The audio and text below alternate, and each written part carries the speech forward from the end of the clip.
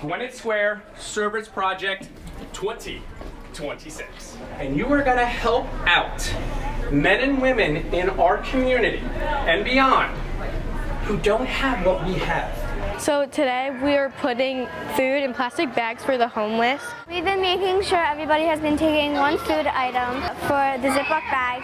We've been passing out the Ziploc bags and passing out food. We just thought it was like a really nice thing to help other people.